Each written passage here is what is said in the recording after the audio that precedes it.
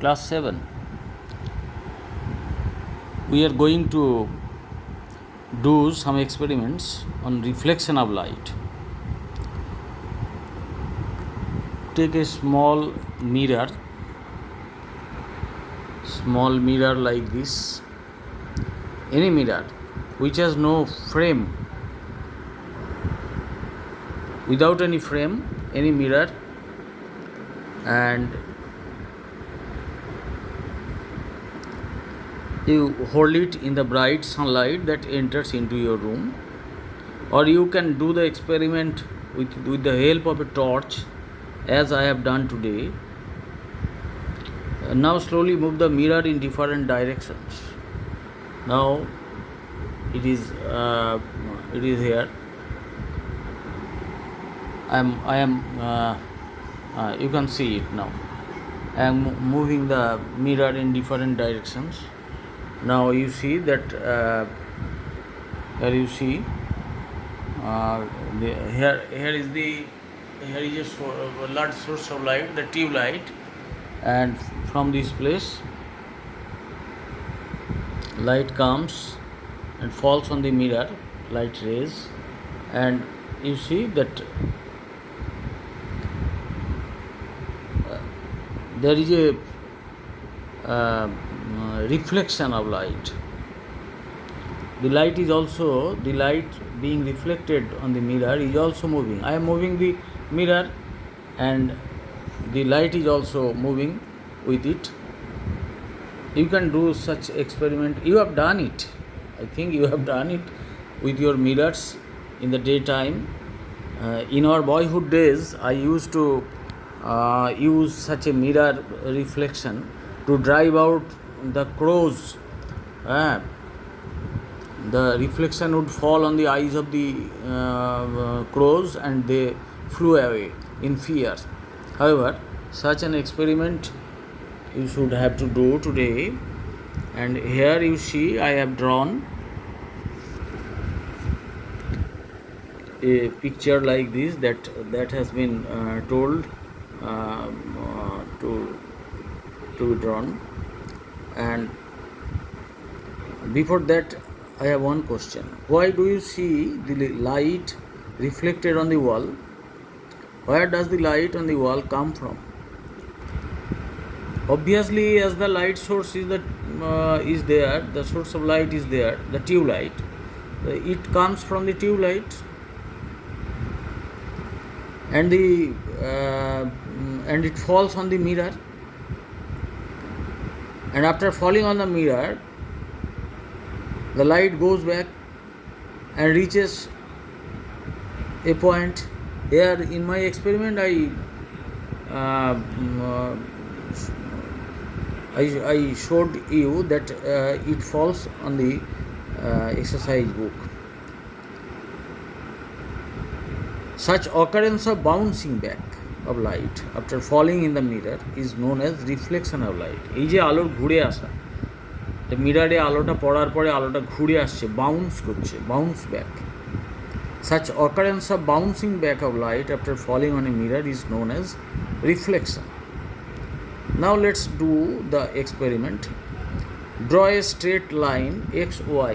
Here is x and here is y. You see x, y.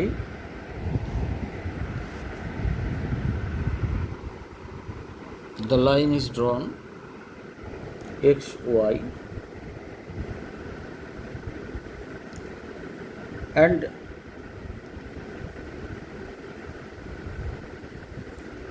place a protractor along the line. I have this is a protractor, you see clearly, and I have placed it along the line. And I have drawn I have written the degrees that are written also here. Here is 40. I have written 40 because after this drawing is over, I will remove this protractor. So I have written this in the outer writings are in blue ink and the inner writings you see in red ink, so that it can be clearly understood. Now I remove this protractor, and I have drawn also a 60-degree angle. This is here also a 60-degree angle I have drawn, and that means this is the 90-degree angle, and this is 60-degree. That means the remaining part is 30-degree. Here also it is 60-degree. That means it is 30-degree. Totally 30 plus 60 means 90-degree. This is 30 plus 60 means 90-degree. I have drawn this picture as directed in your book, and in your book I have drawn 60-degree angles. Now lay the paper on the table. I have placed it on the floor of my house. Now I have, this is a comb, you see, this is a comb. I have covered it with hard papers, but you see that there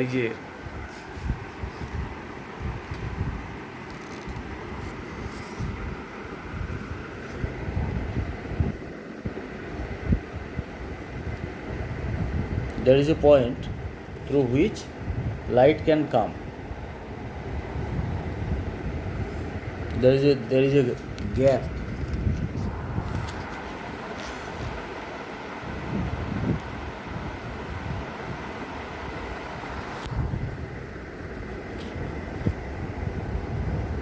You see the gap through which light can pass, and I have used this